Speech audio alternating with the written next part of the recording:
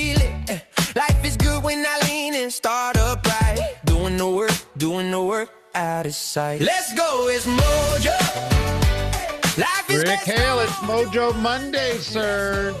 I'm gonna leave the song going for a minute. It's the song you wrote.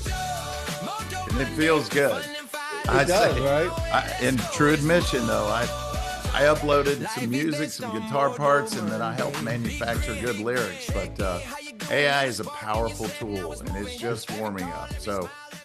So cool. Well, Mojo Monday, my friend, how are you? I'm doing really well. Thank you. How are you? And we, if you're not aware, we kind of have the music bug inside of us. I don't know. I'm learning the guitar. Rick's an expert guitarist. He'll deny it, but he's good. And so our theme for today is music inspired. It is. It's Deadheads have it all figured out, Rick Hale. Deadheads. The Deadhead, which obviously, if you're not aware, you lived under a rock. The Deadheads are the following of the Grateful Dead, right? However, the super fans, we love starting with trivia, and you might as well just take us down a trivia around music. What's our Did You Know today? The Did You Know today? Did you know the top three live performing bands historically? What three bands have done more live performance than any other band? Go ahead and write those three down if you think you know, and we'll compare notes. We might have given you a hint at one of them. The Grateful Dead could be on the list. They could be on the list. They're probably on the list. Go ahead and write down how many shows you think they performed in their career from the 70s through like 2017. And they're, by the way, still living on with John Mayer and a version of the Grateful Dead that just played like a multi-year residency at the Sphere in Las Vegas. I understand. I didn't see it, but supposedly one of the greatest things ever created graphically and image-wise. I love it. All right. So Deadheads have it all figured out. We're going to break this into two parts because we've got 10 lessons or 10 insights that the Grateful Dead's commercial success, which they probably would roll over, Jerry Garcia would roll over in his grave if I use the word commercial success, but they were highly successful. And there's 10 lessons we all should learn from the success that the Grateful Dead have. So we're going to do 5 today, and then we'll do 5 next week. First lesson, Rick, before we get into these lessons, explain in your words who the Grateful Dead are and their success. Like, if somebody doesn't understand or never went to a Grateful Dead show, or like, why is this something worthy of study? Well, simply put, they didn't just have, we use the word super fans. They didn't just have fans, they had super fans. And by the way, those super fans are still around today. And, with the passing of, Garcia, and then now I think Bob Weir just passed. Anyway, long story condensed, they created a following. They created a tribe. They created a community different than any other band. And where, when we analyzed what they did right, man, I mean, most touring artists will stop in a town and all of their fans will come out, and a few random new people come out, and they hope to win new fans and then satisfy the ongoing fan base. And then everyone goes home and the band goes to a new city. That didn't happen with the Grateful Dead. They created inclusion and a movement. People would go on tour with them as if they were in the band and literally go 10, 15, 20 shows back to back to back to back to back. So you talk about repeat clients and repeat customers. It was unlike any other band. There's a few copycat bands that are awesome as well, and they also made every show different. And we'll share some of the tips and tricks that they use to create uniqueness in the experience. Yeah. I think about, like, okay, I like to go to concerts and I'll buy concert tickets and I'll go attend a concert because I like the music of that band. But in this context, am I a fan? Yes. Am I a part of something bigger than just being a fan? Probably not. And I've watched bands over the years try to create fan clubs, yet nothing ever measured up to the fact of what the Grateful Dead created, right? Like it was not just people attending shows. I'm sure there were people that just attended the shows, but the vast majority felt a part of the band. They felt a part of all this thing, which just kind of takes us to our first talking point, which is build a community, not just a customer base. Mm. And that was so special around the Grateful Dead that even some of the biggest bands you think about today don't necessarily have that feeling, excuse me, of community. Excuse me, you It's not go. pollen season, is it? Yeah, I mean, fans didn't just attend shows. Like I said, they followed the band across the country. And the translation is that they weren't buying music, they were buying belonging. I mean, that's kind of a big deal.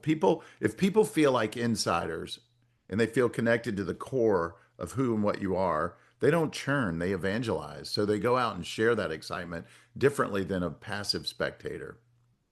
Yeah, I'm just sitting there thinking in my brain, Taylor Swift popped in for a second. Like, I think Yeah. that she was probably close.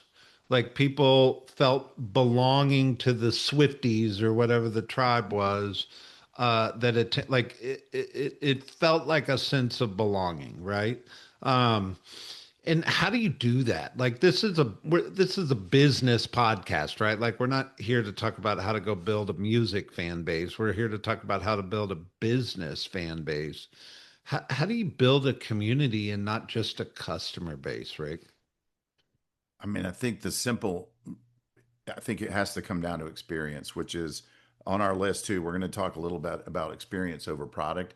People don't often remember what you say, but they remember how they felt in Yeah. your presence and as part of your movement, if you will. And so I think it's getting clear around what experience do you represent so that people will want to not only come for the first time, but then come back again or stay. And in the world where, I would speculate most realtors' businesses, are largely consumed by referrals and the hopefulness of people sharing the experience they had with you. The stronger the experience and the stronger the imprint of what you can do for people, the easier it is for people to not only remember but then reciprocate and send that message out to the universe and magnify your exposure. Well, I'm just sitting there thinking like if somebody attended a Grateful Dead concert, on one level they have a relationship with the band, and that would be a customer base. But if they have a relationship with the other people attending the concert, It's huge. that's a community. So if Yeah. I go attend a concert, I'm going to hear the music of the band. I don't really have an interaction with the people around me where I Mm. feel connected to the people around me. At the Grateful Dead shows, the people that attended felt connected with the other people at the show just as much as the band. And I think that's the difference between a customer base and a community, right? Well, they show up for each other, which, we just shot at Mojo last week about your network equaling your net worth, your net, and that there's a correlation. And one of the key tenets of that is how do you create synergy between members, not just one to one, you to each person in your database, but one to many. How do you create experiences? How do you create, masterminds? How do you add value? How do the people in your sphere add value to each other? And that's what I'm hearing you say. In the Yeah. culture of the Deadhead, they added cultural and connected tribal value to each other as much as the band did. Yeah. All right. Number two, let people share your product even when it feels wrong. So the Grateful Dead let people record their concerts. They didn't care when they were like, I think a lot of other bands were like, no, no, that's my music. I want the copyright. I want all this. They just said, let it go. Anybody can record, anybody can have it. It's free. There was an entire industry of local merchants at each show where they would record and reproduce them on cassette tapes while traveling from one show to the next to resell the last show. And it was almost a badge of honor to have all of the content from prior shows in your collection. And the only way to not only did you want the cassette, or, because back in the day that was the easiest way to transfer audio is on a cassette tape. but the power was not, not only did you have the token or the memory permanently imprinted on cassette tape, but you had the visual and the physical experience of having been there. And if you two deadheads coming together, they will literally cite specific shows and the magic of that show and how it transcended. And there's we didn't really talk about it, Brett, but there's definitely, it was a culture of live and let live, and there was probably some free reign access to mind altering accoutrement.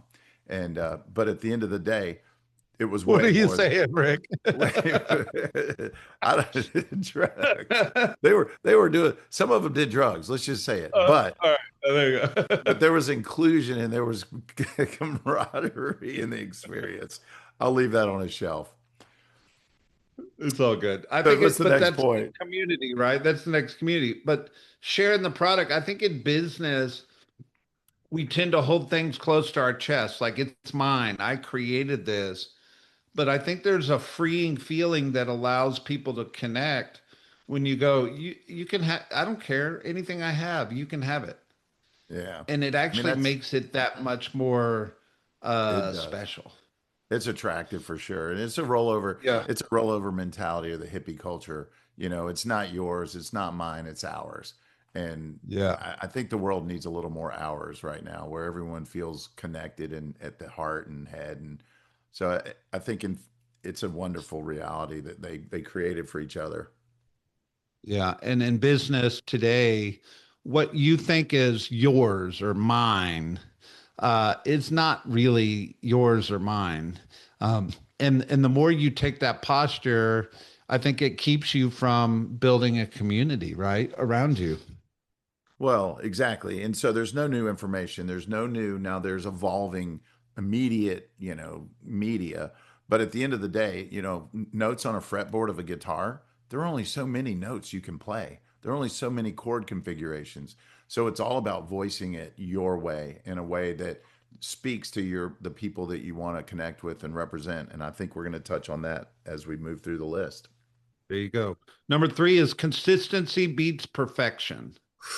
Ooh, Ooh, that's painful ooh. to a lot of people. Mm. I'm over here. We were talking earlier. I'm learning the guitar, and my my desire to play the perfect notes is hindering my ability to learn the guitar a little bit because I'm looking for perfection in sound, and yet it's more about the rhythm of the consistency that makes the music, right? And in business, it's the same analogy is we're looking for rhythm, we're looking for consistency, and even if you aren't perfect, the consistency is what actually becomes attractive. It's what becomes the thing that people respect. It's the thing that the because that people start to admire about who you are. And my brain's going to social media, Rick, like right now, like the consistency of posting on social media is more admirable in a business space today than absolutely perfect perfection posting. 1,000%. If secret agents, I think we even maybe we titled the last one "Secret Agents Die a Painful Broke Death." Yeah. And at the end of the day, it doesn't matter what your goal is for improvement. The number one way to get there is through repetition and practiced, gauged feedback. And so that's what they did at night after night. I'm sure they sat around and discussed what worked and what didn't. And then they also created enough room to be, unique and creative in that moment so that the expression became its own voicing in that moment. And I think it comes back to authenticity. And the reality is that volume plus consistency does at some point create some version of perfection. And if your goal is to be perfect, you're probably never going to attain it. And that's a frustrating, limiting place that probably creates lockup and a disconnect from that practice that's required. There you go. Number four, create experiences, not just products. I Ooh. think the Grateful Dead was amazing to that because going to a show was an experience, not just a product of listening to the music, right? Like you couldn't go to that show. I think of other artists like over the years, like Jimmy Buffett. If you went to a Jimmy Buffett show, it was an experience, not just the concert, right? Like it was a whole thing. But in business today, what's the advice for us, Rick? Like, how do we create experiences, not just a product? Yeah, I mean, for people to feel connected to who you are, they have to feel what you represent, and it has to be more than just an intellectual checkbox. And my advice around, you know, emulating what they did experientially, and it's not about necessarily improvising in business. I think having a formula and a step-by-step strategy is brilliant, but I also think allowing space in between those steps for real communication, real authentic, deep dives into the emotional construct of stress and fear, and leaving, room to dance, if you will, when a Yeah. client's feeling a certain emotion. I think that's critical. And I will say there's only so many, there's key phases and stages in a transaction. There's the first meeting, then the first legitimate, formal consultation. And then there's, if it's a buyer, it's showing houses and, the experience of jumping in a car together and, bouncing between communities and neighborhoods and discussing pros and cons, likes and, wants and needs. If it's on the listing side, there's obviously the listing presentation, but there's also, in all of those aspects, oh, well, I'll go ahead and finish it. And so then there's the negotiating part. Then there's working through contingencies. And then the last phase is the closing. And so I think what you're asking me is, in what I would recommend people do is every step of those needs to be memorable and uniquely branded to you as a human and authentically delivered. Um, just and make everything a big deal. Like, hey, this is all for you. This is how we do business because you matter. You're not just a client. You're my fill in the blank. You're the You're in prototype my for tribe. You're in you're my my community. people, if you will. And Yeah. so, as an example, I learned this early on, and I'm sure I modeled it from someone else. But I created a home showing survival kit, and I made sure they knew it was available. And and I kept it in the back of the car or in the trunk, and I had a cooler, and I loaded it with, I preempted that first trip out with, tell me your favorite snacks, favorite beverages. And if they had small kids, what do they like to do? Do they like, handheld video games? Are they more into coloring? Are they like puzzles?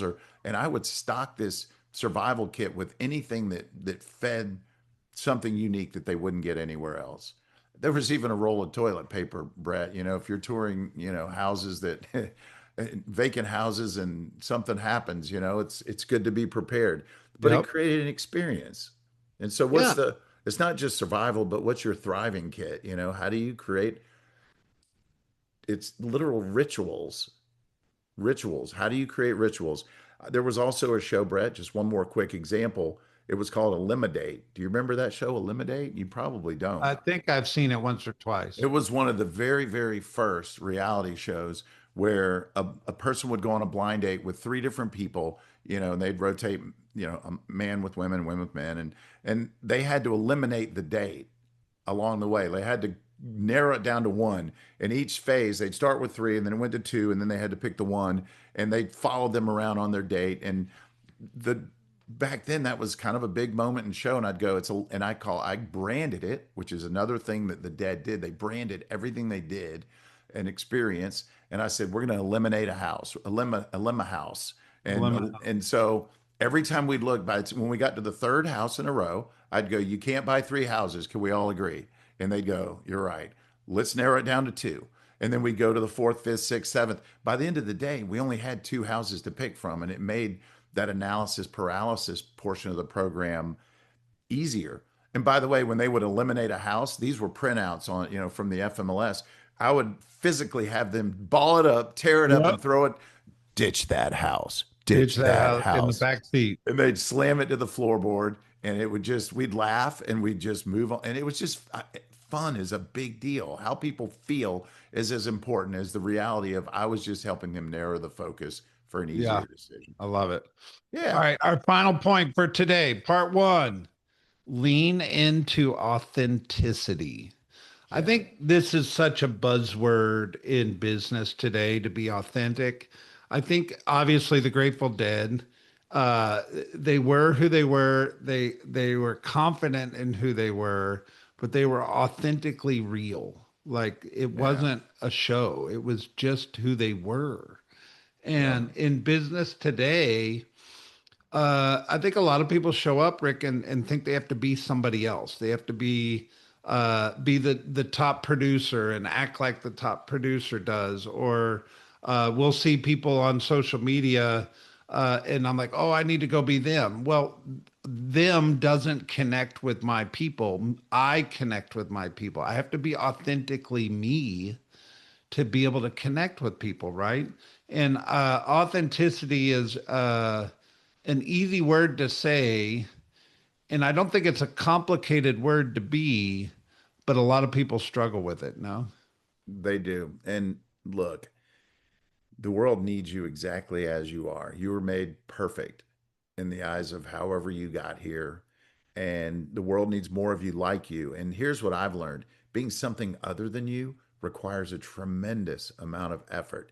That doesn't mean you can't improve yourself and refine, but most of what needs to happen is be really good at the skills you represent, and then be really good at exposing those skills to as many people that might resonate on that level or frequency like you do. So there's natural attraction. If every day you have to wake up and be something you're not, that's a painful path. And eventually it's going to wear you down and probably burn your batteries to zero. So just know, man, you're exactly who you're supposed to be. That doesn't mean you, again, you don't need improvement or maybe skills enhancement or capacity to make sure that you're, the industry best at what you do. But when it comes to the human experience of authenticity, there's no greater magnet than being the real you and then exposing you for who you are. Yeah. We make choices in life, and our career is one of those choices we make. And you're going to spend a significant amount of time or a significant period of your life in your career, right? And the Grateful Dead spent 30 years, right? Like performing. And it's a long amount of time, a significant amount of time. And in order to have success for a long period of time, there are secrets to that. And we're just kind of unlocking some of those secrets, right? Like if you're Yeah. on this call and saying, hey, I want to be my career, I want to have longevity and success for an extended period of time, these five things could be those things that help you do that. And I just want to recap, Rick. It's build a community, not a customer base. Let people share your product so they connect with you. Consistency beats perfection. Creating experiences, not just products. And authenticity matters, Rick. What would you say just to kind of summarize our conversation today? I think the number one thing I heard in this that most people are missing is how do you get your community communicating with itself, creating enhanced value so that it's not just your voice. And that's what made the Dead so powerful is their community were literally evangelical about the experience and the purpose behind it. And they interacted as if they were in the band. How do you have more experiences where your client base, your community, the people that you serve feel like they're part of a collective? And that's probably the $1 million question. Mm, I think it's a $10 million question. It's a big question, right? It's a big question. All right. So tell me a little secret sauce to who performed the most. Okay, so there's a band called The Fall, which we've never heard of. I looked them Apparently, up. I've never heard apparently, them. apparently they tour a lot of small clubs, but they have a rabid small following. And they were like 3,500 shows. They literally played every day forever since the 70s. But barring them from the list, let's go with the brand name bands. The Grateful Dead came in second with 2,300 live shows. And if their average show was, 3 hours a night or two and a half, because they were known to take, a 5 minute song and make it 20. They were really good at practicing and just rolling in and out of songs for days. They almost got their 10,000 hours to perfection On on a stage. stage. That Yeah. is remarkable, remarkable. And so they were 2,300. The Rolling Stones came in second at just over 2,000 shows to date, which, by the way, they're still touring. Pretty amazing. And I think they're approaching 80 years old, if not more. U2 came in third at 1,300 live shows. And then how about this? So my query was bands. What bands have had the clock the most live shows? How about an individual? Want to stab at what individual artist had the most shows? John Mayer. No. BB King at over Ooh. 15,000 shows. BB King. He literally had to play every night, multiple shows, I would think, to clock that many. Pretty remarkable. And how about one last piece of trivia? What was, talk about branding, what was the name of his guitar? I have no idea. Lucille. Lucille. Lucille. Lucille was his guitar. So, with that, we bid you farewell and a beautiful, wonderful week. Yeah. You know, the sad thing, Rick, I couldn't quote a single Grateful Dead song, but I would know their music if I heard it. You would know it if you heard it. So, everyone go pop in a couple of Grateful Dead songs and revel in their ability to rally people around a message and a method of delivery that was undeniably powerful. And you know what else, Rick? It's Mojo. Here's a Rick Hale song. All day, Mojo, Mojo Monday, fun and fired up. I'm on my way, let's go. It's Mojo. Life is best on Mojo Monday. Every day, new chance to shine, stacking up the